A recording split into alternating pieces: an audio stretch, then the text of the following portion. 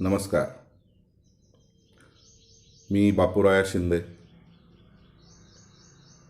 उर्फ BK Shinde sir, माध्यमिक आश्रम प्रशाला व ज्युनियर कॉलेज बालाजीनगर, तालुका मंगळवेढा, जिल्हा सोलापूर. गेली 25 वर्षे इयत्ता 11वी व 12वी या वर्गासाठी राज्यशास्त्र हा विषय मी शिकवित आहे.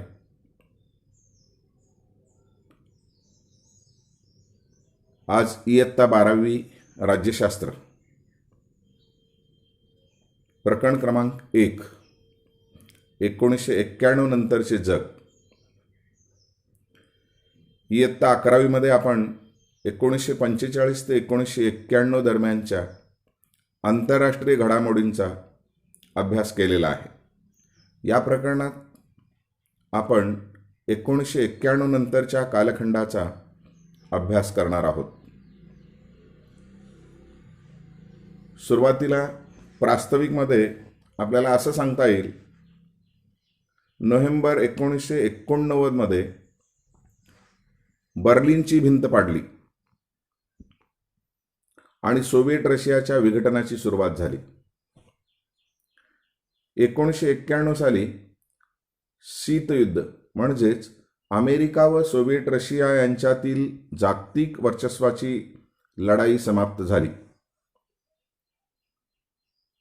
दुसरा मुद्दा आपल्याला असा सांगता येईल, शीतयुद्धोत्तर कालखंडात घडामोडींचा आढावा पुढील 5 परिमाणाद्वारा घेता येईल. शीतयुद्धाचा शेवट आणि नव्या राष्ट्रांचा उदय, एक ध्रुवीयतेचा उदय. तिसरा मुद्दा मानवी हक्क आणि मानवतावादी हस्तक्षेप, दहशतवाद, बहुध्रुवीयता आणि प्रादेशिकतावाद. पहिला मुद्दा आपल्याला असं सांगता येईल, शीतयुद्धाचा शेवट आणि नव्या राष्ट्रांचा उदय. नोव्हेंबर 1989 मध्ये बर्लिनची भिंत पडली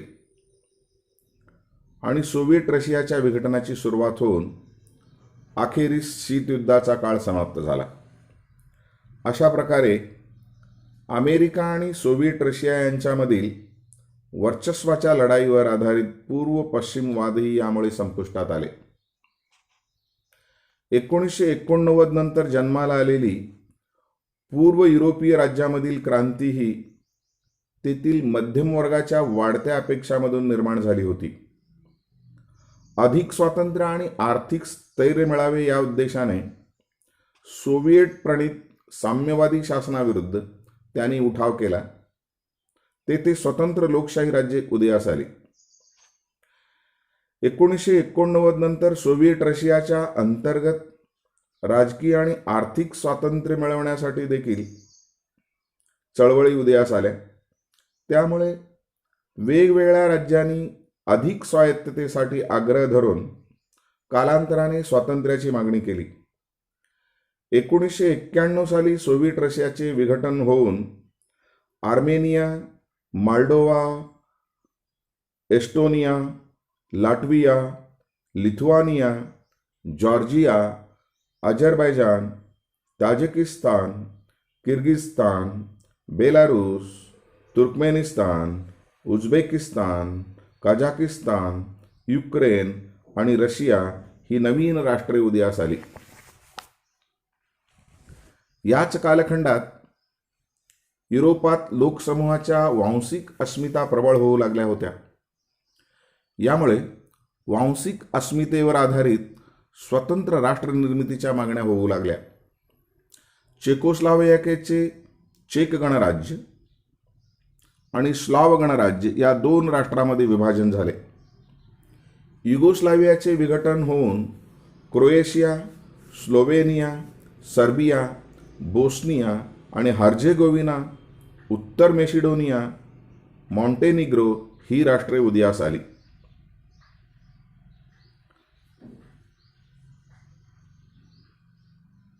आपल्याला रशियाचा जर नकाशा पाहिला तर क्षेत्रफळाच्या दृष्टीने सर्वात विस्तृत आणि मोठा देश म्हणून रशिया नकाशात दाखवलेला आहे. रशियाच्या पश्चिमेला भूप्रदेशाच्या दृष्टीने थोडा मोठा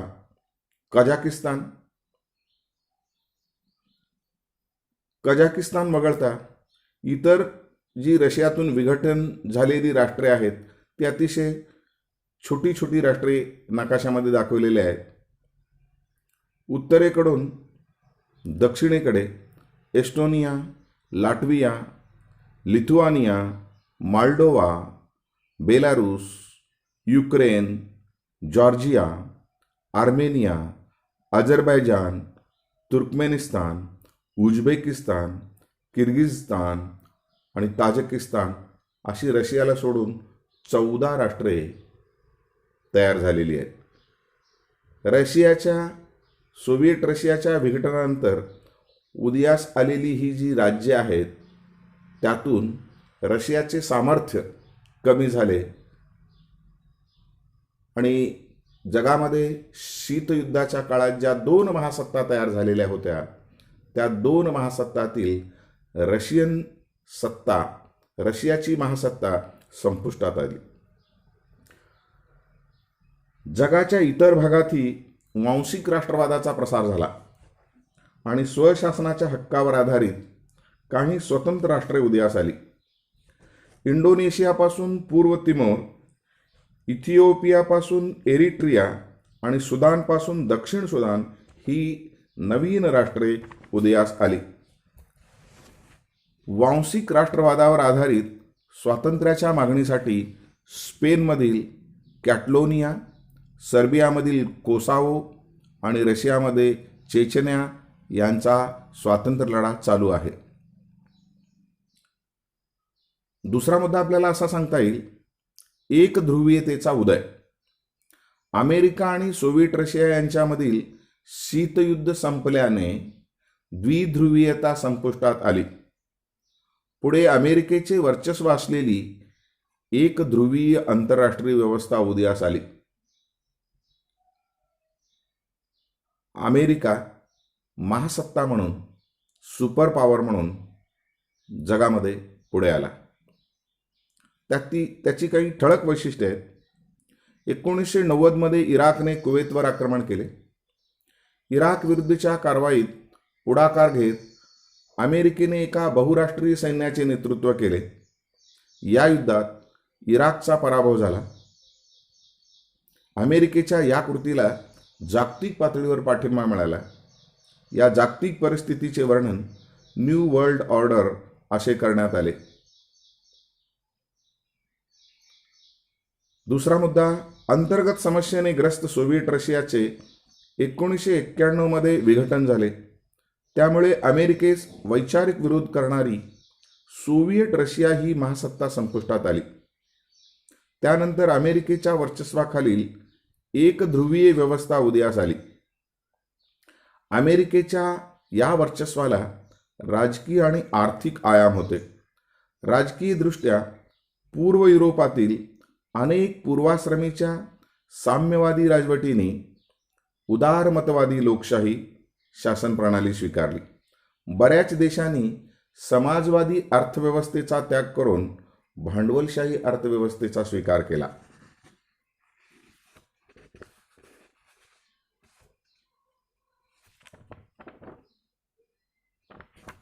विद्यार्थी मित्रांनो, काही गोष्टी आपल्याला आपल्या पुस्तकामध्ये चौकोनामध्ये दिलेल्या आहेत, त्यांचाही अभ्यास करणे अत्यंत महत्त्वाचे आहे. अमेरिकन राजकीय भाष्यकार फ्रान्सिस फुकुयामा यांनी इतिहासाचा अंत हा सिद्धांत मांडला. त्यांच्या मते सोव्हिएट रशियामध्ये साम्यवादाचा पाडाव झाल्यानंतर समाजवादी राजकीय, आर्थिक आणि सामाजिक व्यवस्थांचा अंत होऊन आता जगभरात उदारमतवादी लोकशाही व्यवस्था निर्माण होतील. उदारमतवादी लोकशाही हा प्रातिनिधिक लोकशाहीचाच एक प्रकार आहे. जागतिक स्तरावर आज उदारमतवादी लोकशाही व्यवस्था ही एक प्रबळ राजकीय विचारधारा आहे. यात वैयक्तिक स्वातंत्र्याला महत्त्वाचे स्थान आहे. उदारमतवादी लोकशाहीची ठळक वैशिष्ट्ये पुढीलप्रमाणे: सार्वत्रिक मताधिकार, स्वतंत्र आणि न्याय निवडणुका, स्पर्धात्मक पक्षीय राजकारण आणि कायद्यांचे राज्य.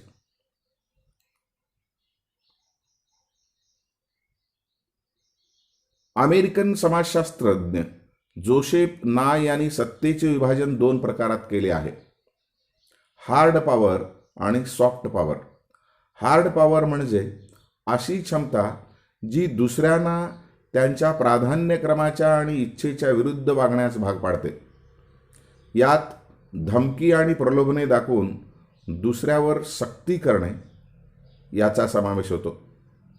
याविरुद्ध सॉफ्ट पॉवर म्हणजे अशी क्षमता ज्यामुळे तुम्हाला हवे तेच दुसऱ्यांना हवेसे वाटेल. अधिक स्पष्ट करायचे असल्यास सक्तीपेक्षा आकर्षण निर्माण करून स्वतःची ध्येये साध्य करण्याची क्षमता म्हणजे सॉफ्ट पॉवर होय. 1991 नंतरचे जग या पहिल्या प्रकरणातील प्रास्ताविकात सांगितलेले 5 परिमाण, त्यातील तिसरा परिमाण मानवी हक्क आणि मानवतावादी हस्तक्षेप. राष्ट्रांचे विघटन आणि त्या राष्ट्रांचा उदय या प्रक्रियेस मोठ्या प्रमाणात वांशिक हिंसाचार घडून येतो. मानवी हक्काची पायमल्ली होते. मानवी हक्कांच्या जोपासनेसाठी संयुक्त राष्ट्राद्वारा केल्या जाणाऱ्या हस्तक्षेपास मानवतावादी हस्तक्षेप असे म्हणतात. या हस्तक्षेपाचा उद्देश केवळ चालू असलेले युद्ध थांबणे इतका मर्यादित नाही, तर भविष्यकालीन संभाव्य युद्धाला आळा घालणे, शांतता प्रस्थापित करणे आणि युद्धग्रस्त क्षेत्रातील पीडितांच्या मानवी हक्कांचे रक्षण करणे हा आहे. कंबोडिया, सोमालिया आणि युगोस्लाविया या राष्ट्रात संयुक्त राष्ट्रांनी मानवतावादी हस्तक्षेप केला आहे. मानवी हक्काबाबत वाटत असलेली जागरूकता आणि आंतरराष्ट्रीय कायद्याचे पाठबळ यामुळे मानवतावादी हस्तक्षेप या हक्क संरक्षणाच्या नवीन संकल्पनेचा उदय झाला आहे. 1990चे दशक हे मानवतावादी हस्तक्षेपाचा सुवर्णकाळ होता. 1990च्या दशकात संयुक्त राष्ट्रांच्या शांतीसेनेने कंबोडिया, सोमालिया आणि युगोस्लाविया या युद्धग्रस्त क्षेत्रात शांतता प्रस्थापित करण्याचे कार्य केले. शीतयुद्धोत्तर काळातील मानवी हक्क 1990 पासून अनेक देशांनी मानवी हक्कासंदर्भातील मुख्य 6 कन्व्हेन्शन्स आणि करारांना मंजुरी दिली. 170हून अधिक देशांनी व्हिएन्ना येथे पार पडलेल्या 1993च्या जागतिक मानवी हक्क परिषदेत सहभाग नोंदवला. या परिषदेत त्यांनी मानवी हक्क संरक्षणाबाबत आपल्या जबाबदारीची पुन्हा एकदा पुष्टी केली. यानंतर संयुक्त राष्ट्रांचे मानवाधिकार उच्चायुक्तांचे कार्यालय अस्तित्वात आले. त्यांचे मुख्य कार्य संयुक्त राष्ट्राच्या मानवी हक्काशी निगडीत कार्यक्रमामध्ये समन्वय साधणे व मानवी हक्काशी सार्वत्रिक आदर प्रस्थापित करणे होय. 90च्या दशकात मानवी हक्कासंबंधीचे विचार प्रसारित करण्यात बिगर सरकारी संस्थांनी महत्त्वाची भूमिका बजावली. International committee of the red cross, medicines सान्स फ्रंटियर आणि ऑक्सफॅम या संस्था थेट युद्धक्षेत्रामध्ये कार्यरत आहेत. या संस्था मानवी हक्काबाबत मोहीम राबवून मानवी हक्क करार, मानवतावादी कायद्याचे पालन यांचा प्रसार करतात. चौथा परिमाण आहे दहशतवाद.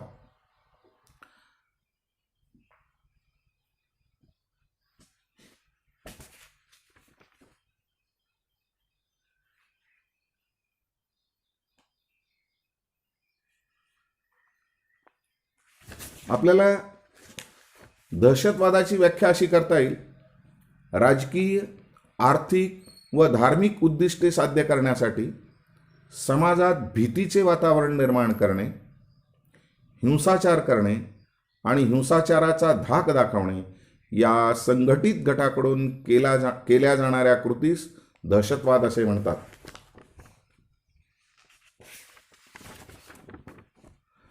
समाजात भीतीचे वातावरण निर्माण करून राजकीय, धार्मिक आणि वैचारिक उद्दिष्टे पूर्ण करण्याच्या हेतूने चालवलेला हिंसाचार किंवा निर्माण केलेला धाक म्हणजे दहशतवाद. सरकारी संस्था आणि अधिकारी यांना यात लक्ष केले जाते. 1972 मध्ये म्युनिक येथे इस्रायलच्या ऑलिम्पिक संघावर पॅलेस्टिनी दहशतवाद्यांनी केलेला हल्ला आधुनिक दहशतवादाचे पहिले उदाहरण होते. त्यानंतरच्या काळात दहशतवादी संघटना विमान अपहरणे, बॉम्बस्फोट आणि राजकीय नेत्यांची हत्या अशा मार्गांचा वापर करू लागले.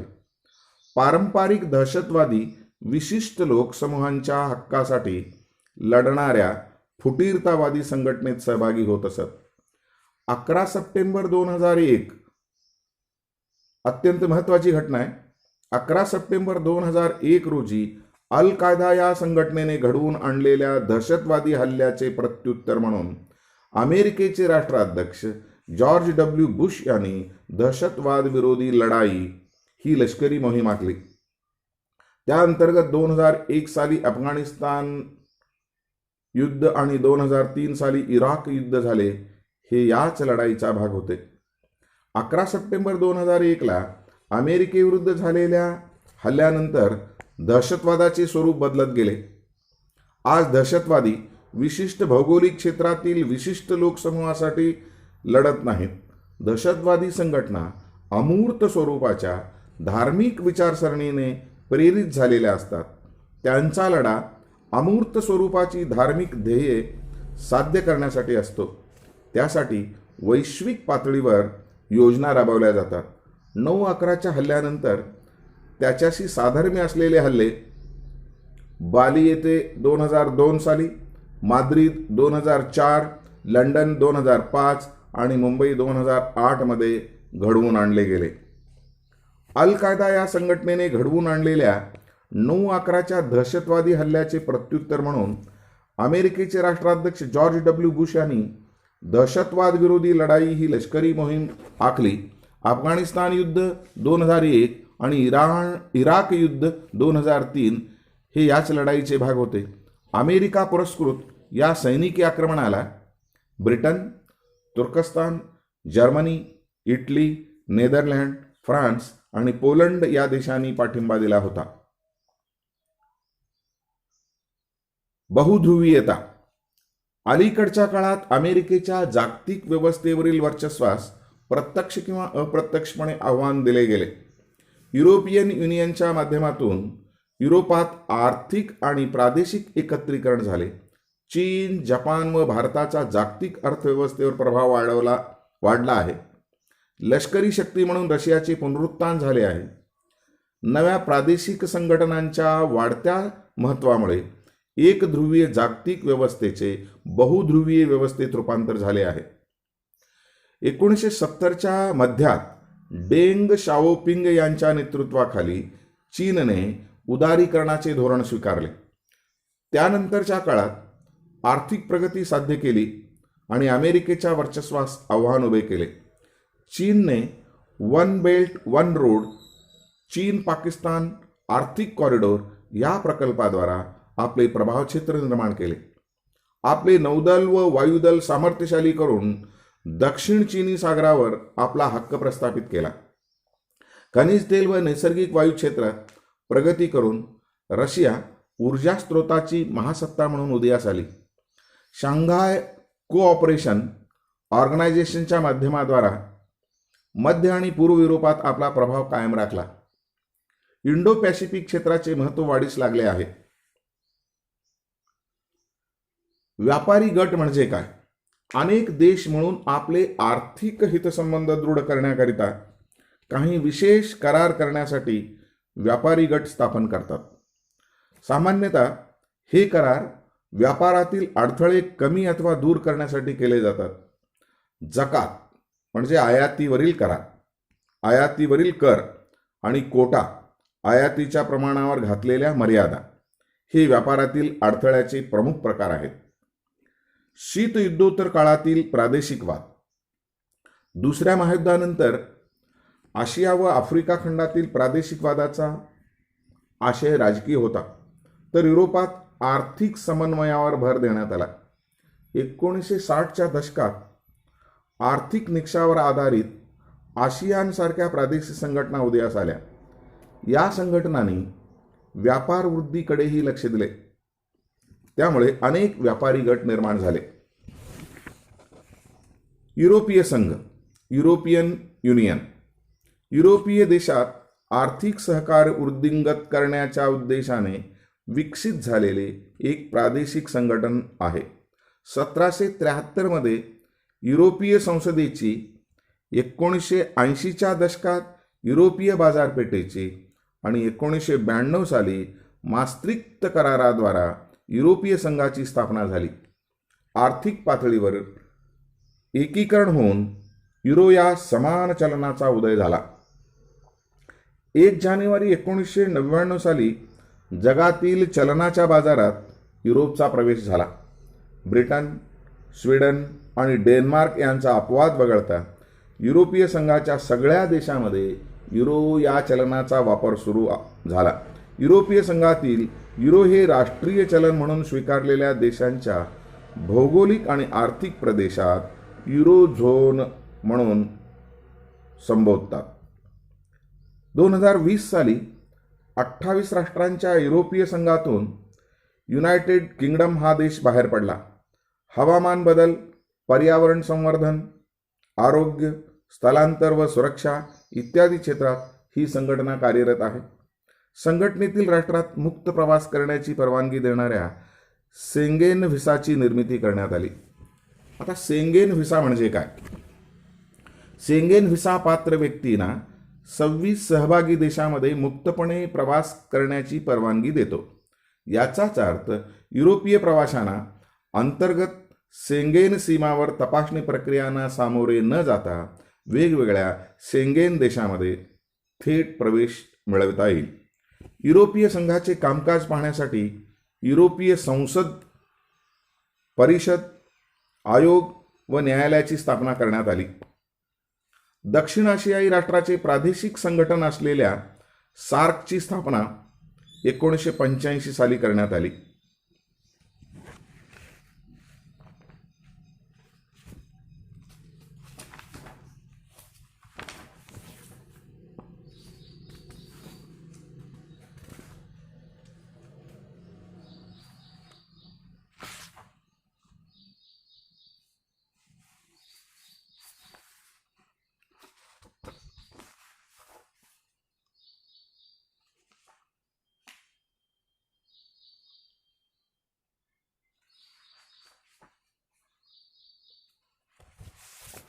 एकोणीसशे 85 मध्ये ढाका येथे सार्कची स्थापना करण्यात आली. सुरुवातीच्या काळात सार्कमध्ये भारत, बांगलादेश, पाकिस्तान, नेपाळ, भूतान, श्रीलंका, मालदीव असे 7 देश होते. 2007 मध्ये अफगाणिस्तानचा 8वा सदस्य म्हणून समावेश केला गेला. चीन, अमेरिका, युरोपीय महासंघ यांच्यासह 9 देश व संघटनांना सार्कमध्ये निरीक्षक दर्जा बहाल करण्यात आला आहे. दक्षिण आशियामध्ये संवाद निर्माण करण्यासाठी सार्कची निर्मिती करण्यात आली. या अनुषंगाने दक्षिण आशियाई प्राधान्य व्यापार करार साप्ता 1993 साली अस्तित्वात आला. पुढे दक्षिण आशियाई मुक्त व्यापार क्षेत्र साप्ता ही सार्कची मुक्त व्यापार व्यवस्था 2006 मध्ये एका करारामुळे कार्यान्वित झाली, ज्यामुळे 1993ची सार्क प्राधान्य व्यापार व्यवस्था संपुष्टात आली. BIMSTEC, bay of Bengal initiative for multi sector technical and economic cooperation म्हणजेच बिमस्टेकची स्थापना 1997 मध्ये झाली. बिमस्टेकमध्ये बंगालच्या उपसागरालगतच्या व इतर जवळच्या भागामधील एकूण 7 सदस्य देश सामील आहेत. त्यात दक्षिण आशियामधील बांगलादेश, भूतान, भारत, नेपाळ, श्रीलंका असे 5 देश, तर आग्नेय आशियातील 2 देश म्यानमार आणि थायलंड यांचा समावेश आहे. बिमस्टेक दक्षिण आशिया आणि आग्नेय आशिया या 2 प्रदेशांना जोडणारा दुवा आहे. वेगवान आर्थिक विकासाला चालना देणे आणि सर्वांच्या स्वारस्याच्या विषयावर सहकार्य घडवून आणणे हे बिमस्टेकचे प्रमुख कार्य आहे. ब्रिक्स ही संघटना 2009 साली ब्राझील, रशिया, भारत आणि चीन या उदयोन्मुख अर्थव्यवस्था असलेल्या देशांच्या पुढाकाराने आकारास आली. 2010 मध्ये त्यात दक्षिण आफ्रिकेचा समावेश करण्यात आला. ब्रिक्समधील सदस्य विकसनशील किंवा नवीन औद्योगिक देश म्हणून ओळखले जातात. मोठ्या व वेगाने वाढणाऱ्या या अर्थव्यवस्थांचा प्रादेशिक आणि जागतिक घडामोडीवर बऱ्यापैकी प्रभाव असतो. ब्रिक्सचे सर्व सहभागी देश हे G20चे सदस्य आहेत. शांघाय सहकार्य संघटना, शांघाय कोऑपरेटिव्ह ऑर्गनायझेशन. शांघाय सहकार्य संघटना 2001 मध्ये चीन, रशिया तसेच कझाकिस्तान, किर्गिस्तान, ताजिकिस्तान आणि उझबेकिस्तान या रशियालगतच्या देशांनी एकत्र येऊन SCO संघटनेचे गठन केले आहे. शांघाय संघटनेचे गठन केले आहे. पुढे 2016 साली भारत आणि पाकिस्तान या संघटनेचे सदस्य झाले. गेल्या काही वर्षात या संघटनेने दहशतवाद विरुद्ध सहकार्याच्या दिशेने महत्त्वाची पावले उचलली आहेत.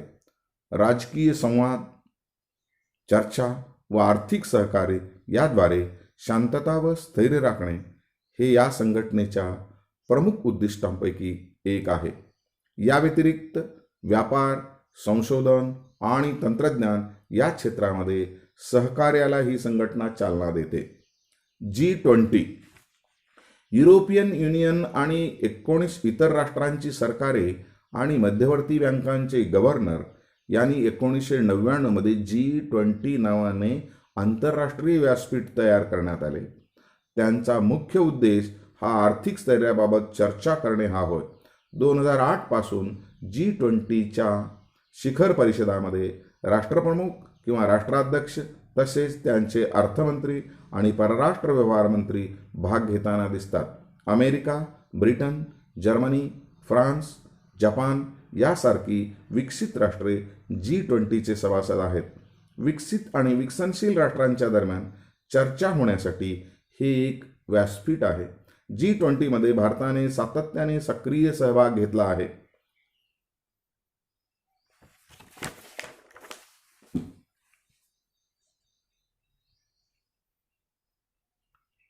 अशा प्रकारे आज आपण 1991 नंतरचे जग या पाठात प्रामुख्याने शीतयुद्धाचा शेवट आणि नव्या राष्ट्रांचा उदय, एकध्रुवीयतेचा उदय, मानवी हक्क आणि मानवतावादी हस्तक्षेप, दहशतवाद, बहुध्रुवीयता, प्रादेशिकतावाद या मुद्द्यांचा उहापोह केलेला आहे.